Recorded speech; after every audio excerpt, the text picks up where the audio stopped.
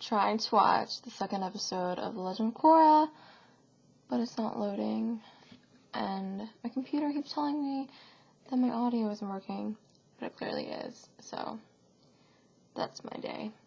I'm making this video because I want to talk about the Legend of Korra, which I am freaking out about because I am a huge Avatar: Last Airbender fan.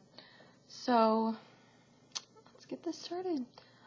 Please don't watch this if you have not already seen the first episode, because I haven't watched the second one yet, even though it's out. I've only seen the first, so I'm probably going to sound stupid if I say some things that are revealed in the second one that I haven't watched yet. But please don't watch this if you're waiting for it to premiere on Nick, because I will probably ruin some things for you, and I don't want to do that for anybody. Alright, so we're all settled. Alright, let me start talking about it. First of all, I am so overwhelmed. I was so excited when they announced that they were making this, 2 years ago? I was a huge fan of Avatar: Last Airbender. I didn't actually watch it when it came out. I think I was about 8 when it came out, or 8 or 9, or maybe 10. I don't know, but I thought it was really dumb. I thought it was like a boys' show, and I was like, no, that's really dumb. I don't want to watch it. But and then when I was in 7th grade, it was the end of 7th grade, and the trailer for the movie came out, and I was like, oh my god, that looks so awesome.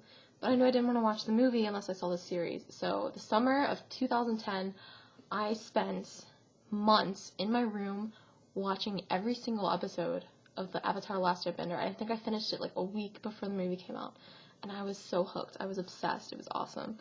And after I watched it, I remember crying during the last episode because it was so awesome. And when I found out they were making The Legend of Korra, I was so excited because there needed to be more Avatar things because the movie was not that great.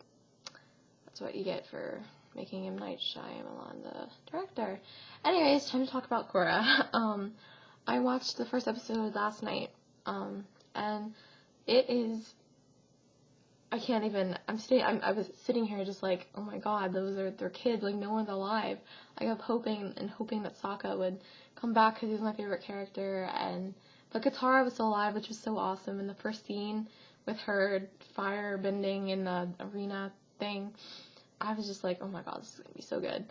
And the artwork is perfect, and Korra has such a great personality, and I love everything. I love the voices, I love the characters, especially Tenzin and Chief Beifong. It's so awesome. But the only thing I don't like is Republic City.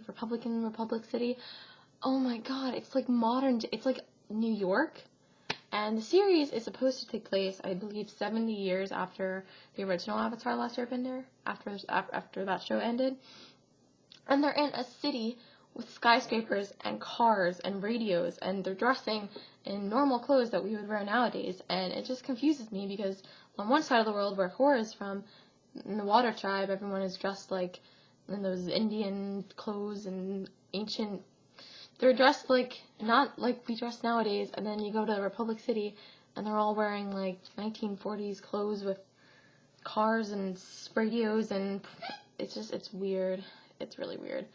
I mean, I'm not sure how I feel about that, but other than that, the show is it's perfect, and I cannot wait. But one thing I noticed is that I heard when it was first coming out that it was going to be a 12-episode miniseries, and then I heard that it was going to be I heard that it was going to be more than that, but now it looks like it's going to be a whole series, with seasons and stuff, because in the introduction it says Book 1, Episode 1, or something like that, Book 1, Waterbending, and that's how they did it in Avatar, because it was 60 episodes with 28 episodes in each season.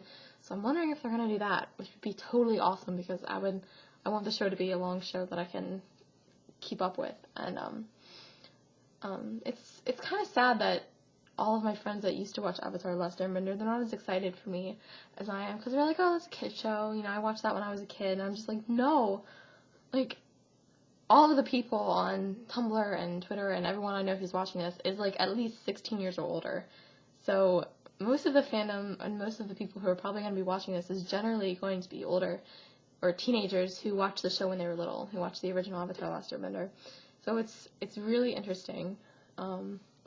But none of my friends here are watching it, so, there I am. Anyways, that's all I have to say. This is supposed to be a review. I didn't really review it at all. I just talked about Avatar: Last Airbender for 90% of it. I love it so far. I can't wait to see who Sheaf Beifong's father is, because I know it's Sokka, because I know Toph and Sokka, they had to get together. And I want to know who the guy in the mask is. I heard on Tumblr, someone's theory was that the person in the mask is the son of Suki and Sokka, which I think would be because, you know, that they weren't benders. So they think that he is kind of angry at all the benders, and he's kind of starting this whole non-benders rebellion thing as a way to kind of revolt. I don't know what I'm saying, but I've heard people think that the masked man is Sokka and Suki's child, which I think could be interesting. I'm still waiting to hear more about Zuko and his mother. I don't know if they say any of that in the second episode. And see about Zuko and if he and May made children. And Uncle Iroh. I miss him. I want to hear more about him. Anyways, okay, I'm rambling. Anyways, I cannot wait to watch the rest of the series, and I will see you all again later. Thank you. Bye.